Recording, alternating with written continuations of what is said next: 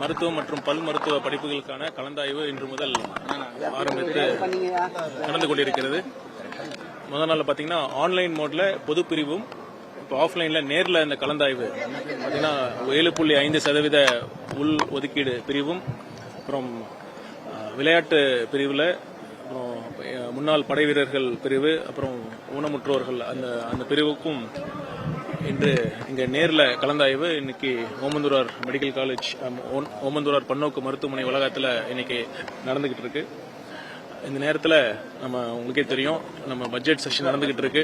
மானிய கோரிக்கை நம்ம எல்லாரும் தயார் பண்ணிட்டு இருக்கிறோம். திங்கட்கிழமை மருத்துவத்துறைக்கான மானிய கோரிக்கை, அதில் அந்த பணிகளை நம்மலாம் இருந்துட்டு இருக்கோம். இருந்தும் இந்த மாணவர்கள் தேர்ச்சி பெற்ற மாணவர்களுக்கு நேரில் வந்து நம்ம அவங்களுடைய அந்த அப்பாயின்மெண்ட் ஜாயினிங் ஆர்டர்ஸை நம்ம கொடுக்கணுங்கிறது தான் மாண்புமிகு முதலமைச்சர் அவர்களுடைய எண்ணம். அதற்காக தான் நம்ம நேரில் வந்து அவங்களுக்கு எல்லாம் கொடுத்துருக்கோம். இந்த நீட் தேர்வில் வெற்றி பெற்ற மாணவர்கள் அனைவருக்கும், அவர்கள் பெற்றோர்களுக்கும் இந்த அரசின் சார்பாகவும் முதலமைச்சர் அவர்கள் சார்பாகவும் மனமார்ந்த வாழ்த்துக்களை தெரிவித்துக் கொள்கிறேன்.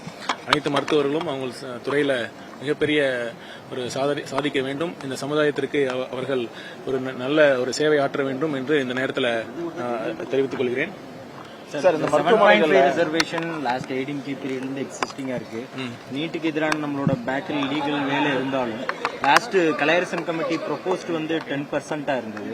நம்ம அதை 7.5ல இருந்து இன்னும் 2.5% அதிகரிக்கிறதுக்கான வாய்ப்புகள் இருக்கா இந்த நீட்டுக்கான லீகல் பேட்டில் முடிகிற வரைக்கும்? நீங்க சொன்ன மாதிரி இப்போ இந்த செஷன்ல கூட இந்த பட்ஜெட் கூட்டத்தொடரில் கூட நம்ம இந்த அரசு நீட்டுக்கு எதிரான தீர்மானத்தை நம்ம கொண்டு வந்தோம். ஒரு மனதாக நம்ம நிறைவேற்றி இருக்கிறோம். நம்ம நீட்ல அனைத்து அரசியல் கட்சிகளும் ஒரு மனதாக இது நமக்கு தேவையில்லை, இது மாநில உரிமைகளுக்கு எதிரானது, ஏழை எளிய மக்களுக்கு எதிரானது, இதனால நம்ம தனியார் பயிற்சி நிறுவனங்கள் தான் பயனடைகிறாங்க அப்படின்னு நம்ம தொடர்ந்து சொல்லிட்டு இருக்கோம்.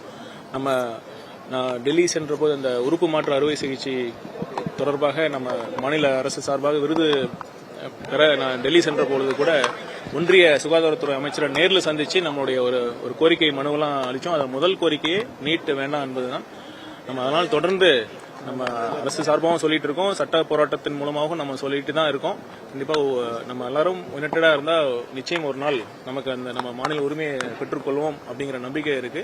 நீங்க சொன்ன மாதிரி இந்த கமிட்டி முதலமைச்சர் அவர்கள்ட்ட பேசி இன்னும் ஒரு கமிட்டி அப்பாயிண்ட் பண்ணி அது எப்படி சொல்றாங்களோ அந்த மாதிரி நம்ம கண்டிப்பா கொண்டு வருவோம்.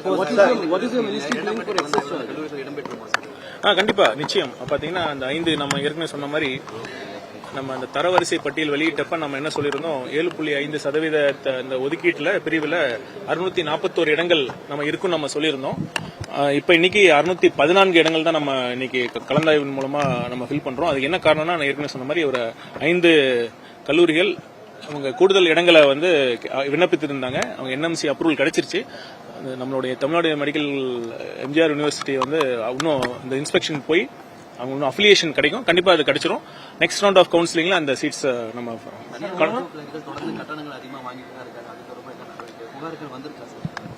புகார் வந்துட்டு தான் இருக்கு. அதாவது பாத்தீங்கன்னா யூஜி மட்டும் இல்ல, பிஜி படிக்கிற மாணவர்கள் கூட அதிக கட்டணம் வசூலிக்கிறாங்கன்னு ஒரு புகார் வந்துட்டு தான் இருக்கு. இன்னைக்கு கூட ஒரு மாணவர், எனக்கு தெரிந்த ஒரு மருத்துவர் மூலமா ஒரு புகார் வந்துச்சு. நான் திரும்ப அனைத்து தனியார் மருத்துவக் கல்லூரிகளுக்கும் இந்த அரசின் சார்பாக நான் ஒரு ஸ்ட்ராங்கான ஒரு மெசேஜ் சொல்லிக்கொள்ள விரும்புகிறேன். நம்ம என்ன ஃபீ ஃபிக்ஸ் பண்றோமோ அதை மட்டும் தயவு செய்து நீங்க அனைவரும் மாணவர்கள்ட்ட நீங்க வசூலிக்க வேண்டும். அதை மீறி நீங்க வசூலித்தால் இந்த புகார் தெரிவிக்கும் பட்சத்தில் ஒரு வெளிப்படையான ஒரு என்கொயரி, ஒரு விசாரணை மேற்கொண்டு அது குற்றம் நிரூபிக்கப்பட்டால் கண்டிப்பாக சட்டப்படி நம்ம நடவடிக்கை எடுப்போம். அதனால மீண்டும் ஒரு முறை அனைத்து தனியார் கல்லூரி அந்த கல்லூரிகளுக்கும் நாம தாழ்மையுடன் கேட்டுக்கிறது என்னன்னா, தயவு செய்து அதிக கட்டணம் வசூலிக்க வேண்டாம் என்பதை தான் நான் கேட்டுக்கிறோம். Because they could not come forward with their identity.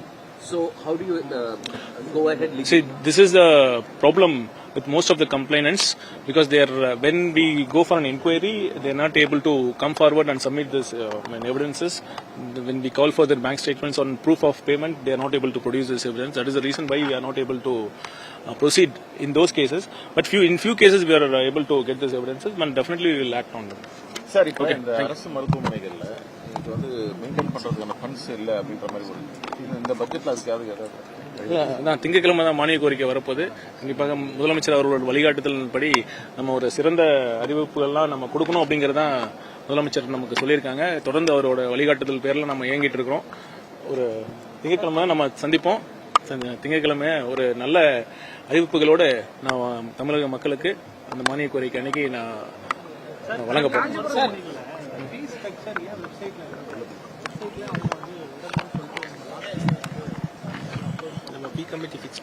நம்ம அந்த ஃபீ தனியார் மருத்துவக் கல்லூரிகள்லாம் எந்த அளவுக்கு ஃபீஸ் வசூலிக்கணும் அப்படிங்கிறது இந்த ஃபீஸ் கமிட்டி மூலமா தான் இருக்கு.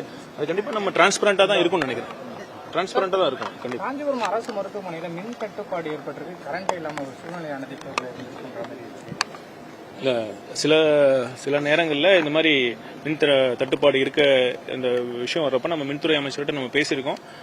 குறிப்பா மருத்துவமனைகளுக்கு தடையற்ற மின்சாரம் கிடைக்கணுங்கிறதா நம்ம சொல்லியிருக்கோம். இப்ப பாத்தீங்கன்னா எங்கேயுமே மின்தடை இல்லாத ஒரு சூழல் தான் உருவாக்கணுங்கிறதா முதலமைச்சர் சொல்லிட்டு இருக்காரு. அது கண்டிப்பாக அனைத்து இந்த பிரச்சனை சீர் செய்ய தொடர்ந்து நீட் தேர்வு வழங்கக்கூடிய முட்டை ஆங்காங்கே கட்டுப்பாட்டு ஒரு காணொலி ஆமா, ஒரு சமூக வலைத்தளங்கள்ல ஒரு காணொலி நானும் பார்த்தேன்.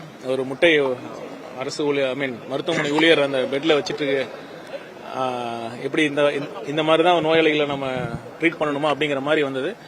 உங்க அனைவருக்கும் நான் ஒரு செய்தி என்னன்னா, இந்த வீடியோ 5 மாதம் ஆச்சு. இந்த வீடியோ 5 மாதங்களுக்கு முன்னால் எடுத்த வீடியோ அது.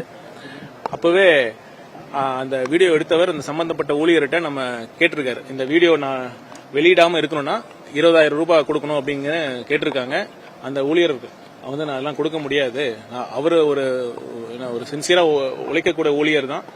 அதாவது முட்டை அந்த ஓட தான் இருக்கக்கூடிய முட்டை தான் அது. அவரு அந்த பர்டிகுலர் அந்த பேஷண்ட்டுக்கு அவரோட விருப்பத்தின் அவர் சொன்ன பேர்ல தான் நான் மாதிரி கூட அட்டெண்டர்ஸ் இல்ல, நீங்க பெட்ல வச்சிருங்க அப்படின்னு சொன்னதன் பேர்ல தான் அந்த முட்டையை அப்படி வச்சிருக்காங்க. நம்ம அந்த காணொலி வந்தது உடனேயே நம்ம ஒரு என்கொயரி கமிட்டி பண்ணிட்டு அவர் டீன் ஒரு ரிப்போர்ட் கொடுத்திருக்காங்க. 5 மாதங்களுக்கு முன்னால் எடுக்கப்பட்ட அது ஒரு காணொலி. அதை தவறாக பயன்படுத்த நோக்கத்தில் தான் எடுத்திருக்காங்க. அதனால அவங்க வந்து அந்த கேட்ட பணத்தை கொடுக்கவில்லை என்பதால் அந்த வீடியோ வெளியிட்டிருக்காங்க. அந்த மாதிரி இனிமேல் ப்ராப்ளம் இருக்காது. இனிமேல் ஸ்டான்லி மட்டும் இல்ல, தமிழ்நாட்டில் எங்கேயுமே ப்ராப்ளம் இருக்காது. நீட் தேர்வை ரத்து செய்யணும்னு தொடர்ந்து நம்ம வலியுறுத்திட்டு வரோம். அப்படி இருக்க சூழ்நிலை தொடர்ந்து ஒன்றிய அரசு நீட் தேர்வு நடத்திட்டு வராங்க. அரசு பள்ளி மாணவர்களுக்கு நீட் தேர்வு பயிற்சி வந்து அதிக அளவில் வழங்குறதுக்கு என்ன நடவடிக்கை சார் எடுக்க போறோம்? மாதிரி பள்ளிகளை நம்ம நீட் கோச்சிங் நம்ம கொடுத்துட்டு தான் இருக்கிறோம். ஒரு பக்கம் நம்ம நீட்டை தமிழ்நாடு நீட்டுக்கு விலக்கு அளிக்கணும், நாடு ஃபுல்லா நீட் இருக்கக்கூடாதுன்னு நம்ம போராடிட்டு இருக்கோம். இன்னொரு பக்கம் நம்ம வேற வழி இல்லாம அதற்கான தயாரிப்பு பணிகளும் நம்ம ஈடுபட்டு